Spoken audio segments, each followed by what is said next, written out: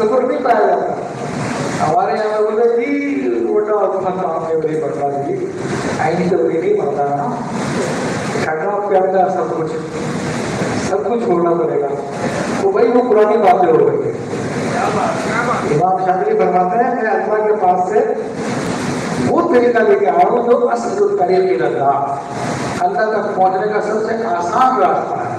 وہ اقرب الطریق اللہ, اور اللہ تعالیٰ تک پہنچنے کا سب سے قریبی ترین راستہ ہے. دیگر سلاسل میں 20 سال آپ محنت کیجیے, تو جس مقام پر آپ وہاں پر 20 سال میں پہنچیں گے, یہاں پر ایک جگہ سال کو اس مقام کو حاصل کر دیں گے.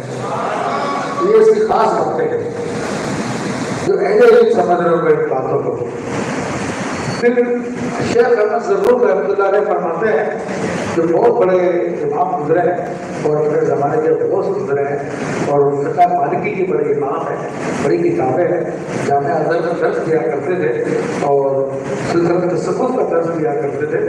شیخ کوہین الفاسی, قاسم کوہین الفاسی رحمۃ اللہ علیہ طبقات الکبریٰ کی شادیہ میں جو 100 سال پہلے لکھی ہوئی تھی, کہتے ہیں کہ ہمارے زمانے تک شیخ احمد ظہور کی کرسی جو ہے جامعہ ازہر میں لگی ہوئی ہے. وہ عظیم بزرگ علامہ عبدالوہاب شاہرانی کے استاد ہیں. وہ فرماتے ہیں کہ اگر کوئی قسم کھا لے کہ سلسلہ شاذلیہ صحابہ کرام کے باطن کے مطابق ہے تو وہ اپنی قسم میں حافظ نہیں ہوتا.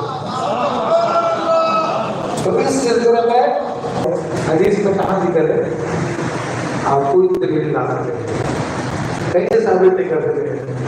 ہم کہتے ہیں صرف ٹھیک کرتے ہیں, ہم کہتے ہیں صرف ٹھیک کرتے ہیں.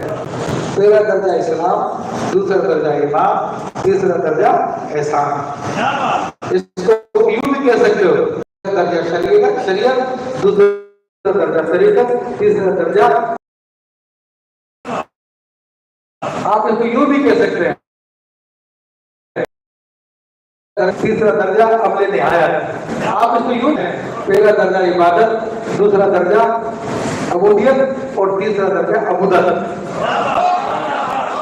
یہ سارے کے سارے حدیث سے ثابت ہے, یہ 3 درجے ہیں. تو اس کا کوئی بھی معاملہ سنت سے ہٹ کے نہیں ہے. تو اس لیے شیخ ظہور نے کہا کوئی قسم کھا لے تو حادث نہیں ہوگا. پھر شیخ محمد مسعود المغربی الحاجی الفاسی کافی لوگ یہ کرامہ سے گزرے اور ایسے کبھی لوگ سے گزرے ہیں حقیقت کے پیاسے. اگر تجھے راہ نہ مل رہی ہو تو مجھ کو پکار یا پھانسی کہہ کر میں تیری مدد کے لیے آ جاؤں گا, میں تجھے حقیقت تک پہنچا دوں گا. ایسے بڑے ولی کہتے ہیں کہ رسول اللہ صلی اللہ علیہ وسلم کی بارگاہ تک رسائی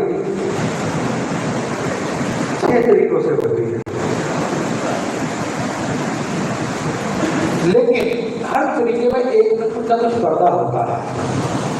لیکن شاذلیوں کی جو رسائی رسول اللہ صلی اللہ علیہ وسلم کی بارگاہ میں ہوتی ہے تو اس میں کوئی پردہ نہیں ہوتا. اور اس لیے آپ شاذلیوں کو دیکھیں اوپر سے لے کے نیچے تک, آپ کو ان میں سے ہر ایک یہ دعویٰ کرتا ہوا نظر آئے گا کہ میں رسول اللہ صلی اللہ علیہ وسلم کو جاگتے میں دیکھ رہا ہوں. اور نہ صرف دعویٰ, امت نے اس کو تسلیم کیا. علامہ سیوطی وہ علماء میں سے ہیں جن کے بارے میں کہتے ہیں 70 مرتبہ جاگتے میں رسول اللہ صلی اللہ علیہ وسلم کی زیارت کی ہے. شیخ موقعی کی بزرگوں میں سے ہے جن کے بارے میں اہل سنت کا اتفاق ہے کہ وہ حضوری والے بزرگوں میں سے تھے. اور امام شافعی نے کیا فرمایا کہ اللہ کی قسم رسول اللہ صلی اللہ علیہ وسلم میری نگاہوں سے ایک لمحے کے لیے وجود ہو جائے, میں اپنے آپ کو مسلمان شمار نہ کروں. اور یہ صرف امام شافعی کا معاملہ نہیں ہے, آپ کے مرید و خلیفہ, آپ کے جانشین شیخ ابو العباس مرسی رحمۃ اللہ علیہ فرماتے ہیں اللہ کی قسم 40 سال مجھے ایسے ہو گئے ہیں ایک لمحے بھی رسول اللہ صلی اللہ علیہ وسلم میری نگاہوں سے اوجھل نہیں ہو گئے. اور یہ انہیں تک نہیں ہے, ان کے مرید و خلیفہ حضرت شیخ داؤد بن عمر باقر رحمۃ اللہ علیہ وہ بھی یہی فرماتے ہیں. اور ان کے مرید و خلیفہ حضرت سید محمد وفا بحر صفا وہ بھی یہی فرماتے ہیں. ان کے مرید و خلیفہ حضرت علی وفا وہ بھی یہی فرماتے ہیں.